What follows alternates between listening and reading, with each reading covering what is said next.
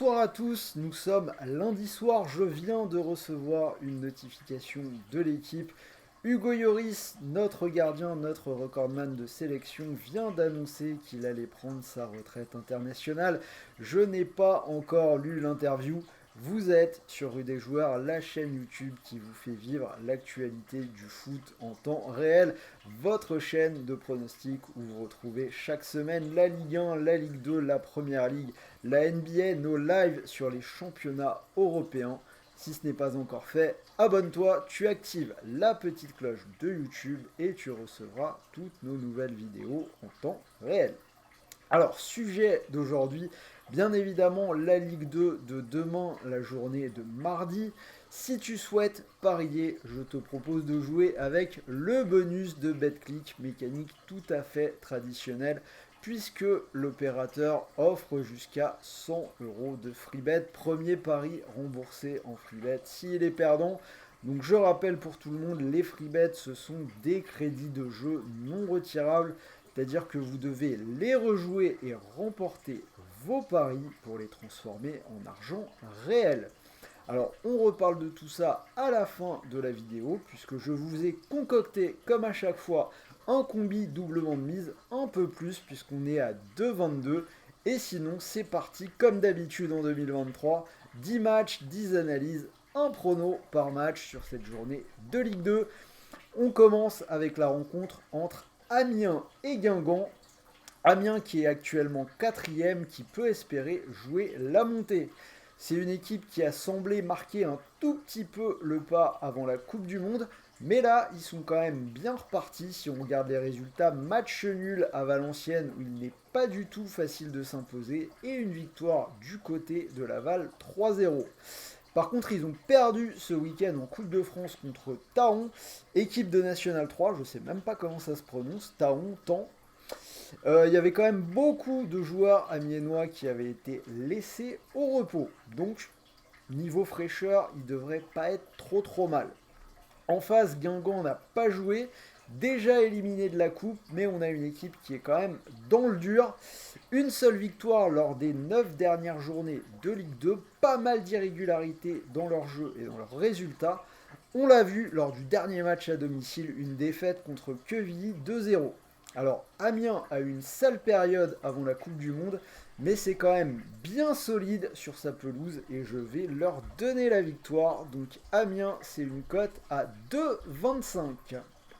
Deuxième rencontre, Caen-Bordeaux, match intéressant. Caen n'est pas très bien non plus sur cette reprise. Défaite 3-0 en coupe contre Viré. Défaite à Bastia 1-0 et match nul à Saint-Etienne 1 partout. Par contre, Caen c'est une équipe dont je me méfie quand même. À la maison, c'est pas si mal que ça. Il n'y a qu'une seule défaite cette saison, c'était contre Quevilly. En face, on a Bordeaux qui a joué contre Rennes en Coupe de France. Un match avec quand même pas mal d'intensité. Ça a un peu pioché en Ligue 2 sur les derniers déplacements. Mon pari sur celui-là, ce sera l'under. Je vois un match plutôt fermé. C'est le moins de 2,5 buts, c'est coté à 1,53. Pour rappel, Bordeaux a une grosse défense. Ce pari est passé 6 fois lors des 7 dernières journées pour les Girondins et 8 fois lors des 9 dernières journées pour Caen. Donc c'est plutôt pas mal du tout, ça semble plutôt safe. Le Havre-Sochaux, sans doute sur le papier, le match le plus excitant de cette journée de Ligue 2. On a le leader qui va recevoir un concurrent direct. Le Havre qui a quand même maintenant 5 points d'avance sur Bordeaux et 6 sur Sochaux. Équipe invaincue en championnat depuis le 6 août et ils ont bien repris puisqu'ils ont battu Bordeaux 1-0 avant de faire un bon 0-0 sur la pelouse du PFC.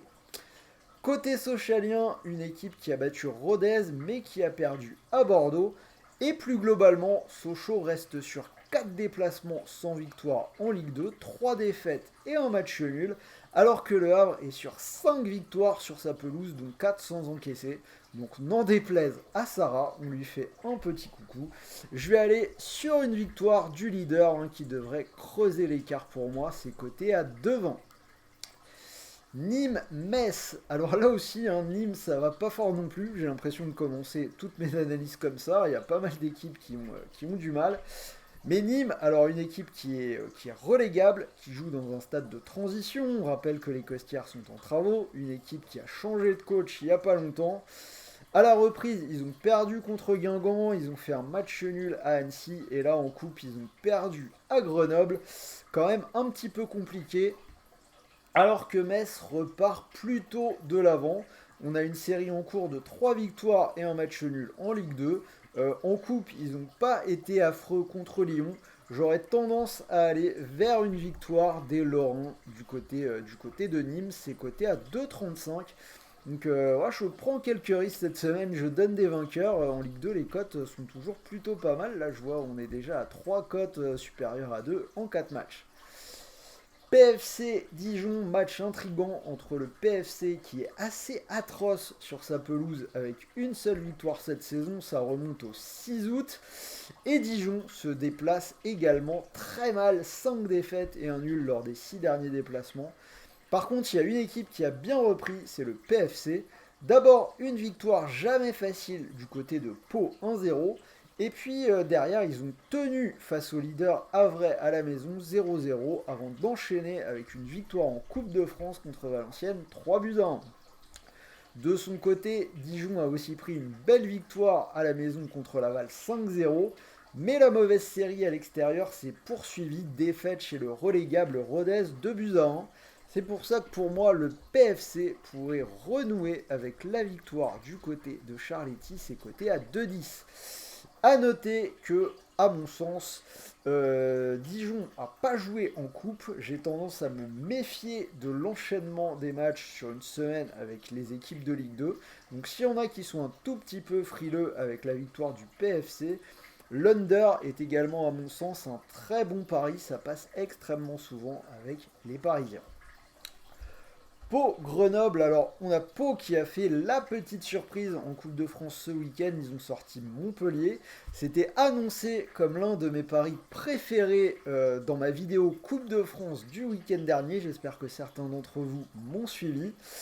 Par contre, côté palois, reprise difficile en Ligue 2, on a une défaite à la maison contre le PFC, une deuxième à Niort. Côté Grenoble, ils ont aussi joué en coupe.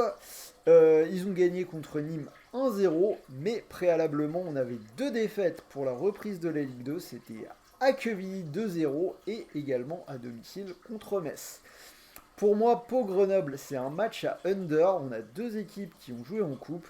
Cet under s'est également passé dans les 6 derniers matchs de Grenoble.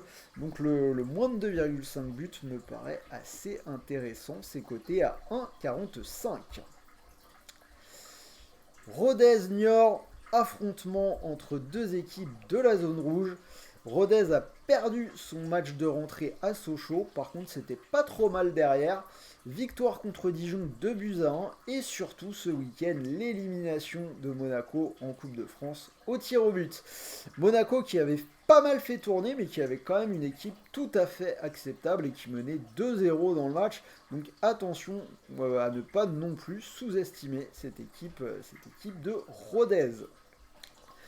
Niort de son côté a également fait une bonne reprise. Il y a un match nul à Metz 0-0, victoire contre Pau 2-1 et la qualif en coupe à Granville tranquillement 3-0.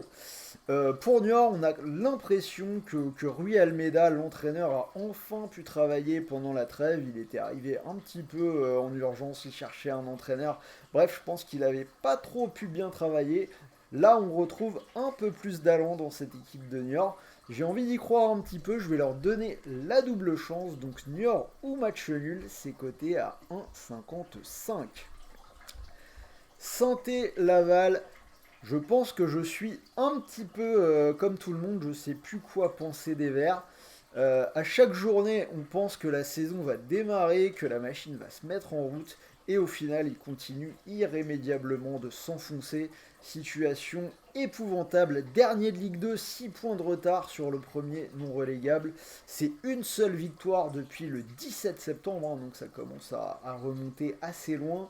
Les derniers matchs sont pas bons du tout. Ils perdent à Annecy 2-1. Ils sont à deux doigts de perdre à nouveau contre Caen, hein, les Verts qui égalisent dans les arrêts de jeu par la recrue Charbonnier, hein, qui débloque déjà son compteur but avec Santé. En face, une équipe de Laval qui a fait une bonne première partie de saison, mais la reprise n'est vraiment pas bonne du tout. 2 défaites, 5-0 à Dijon et 3-0 à domicile contre Amiens. Pendant la trêve, ils ont perdu Maggiotti qui s'est fait le genou, qui était vraiment le maître à jouer de cette équipe. Donc je pense qu'ils vont avoir du mal sur la deuxième partie. A priori, ils ont mangé leur pain blanc. Sans conviction, je vais persévérer sur les Verts, mais ça va encore une nouvelle fois probablement me retomber sur le nez. Saint-Étienne, c'est coté à 1,85, mais vu ce qu'ils produisent en ce moment, la cote est vraiment pas incroyable. Queville, Bastia, alors là je vais vous dire, quand j'ai préparé la vidéo, que j'ai demandé les visuels à Pauline, j'étais parti sur Queville ou nul à 1,33. En continuant ma préparation, j'ai changé d'avis, je vais aller carrément sur une victoire de Queville en sec, c'est coté à 2,35. Ça arrive un petit peu, hein, donc j'espère que vous ne regardez pas que le tableau et que vous m'écoutez aussi un peu. Alors en effet, ça marche vraiment bien pour Queville cet hiver. 3 victoires de suite sans encaisser, donc 2 après la Coupe du Monde. C'était contre Grenoble et à Guingamp. Ils n'ont pas joué ce week-end en Coupe de France, à l'inverse de Bastia qui a dû aller au tir au but contre Évreux. Côté Bastia, avant ça, on avait quand même 2 victoires à domicile pour la reprise. À chaque fois 1-0 contre Caen et Valenciennes. Mais là, ils se déplacent chez une équipe en forme. Quevilly ou nul, c'est bien, mais j'irais bien, je vous le dis, vers Quevilly en sec. Et on va clôturer avec le dernier match, Valenciennes-Annecy. Les nordistes qui sont dans le dur depuis la reprise, 3 matchs sans victoire.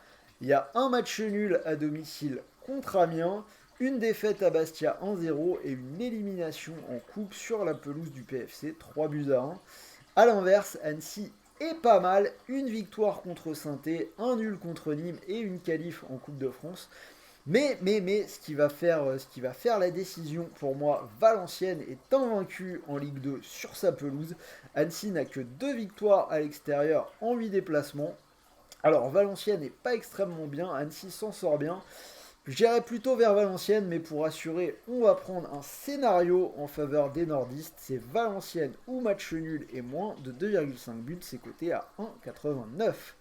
Donc voilà, vous avez les 10 matchs, 10 analyses, un prono par match. Si vous combinez le tout, cote à 390.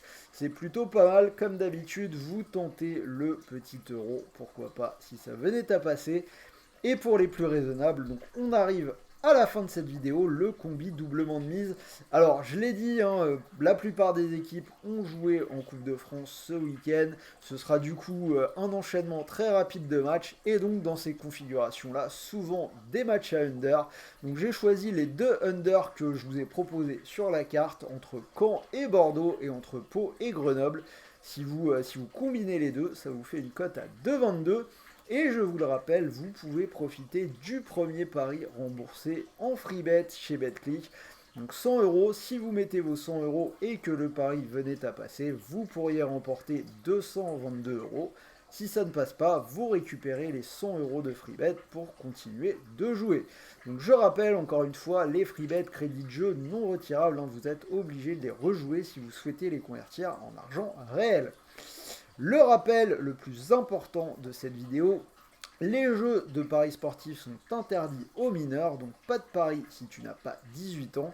Et même pour les autres, pensez à jouer en fonction de vos moyens. C'est la Ligue 2, on est dans une semaine à 3 matchs, ça va être compliqué, donc ne vous mettez pas en danger en perdant de l'argent que vous n'êtes pas en situation de perdre. Sur ce, c'était Sylvain, j'espère que cette vidéo vous a plu. Comme d'habitude, donnez-moi vos pronostics dans les commentaires, dites-moi ce que vous en pensez. N'oubliez pas le petit pouce bleu et on se retrouve très vite pour une nouvelle vidéo. J'enchaîne dès ce soir sur le tournage de la Ligue 1 pour mercredi.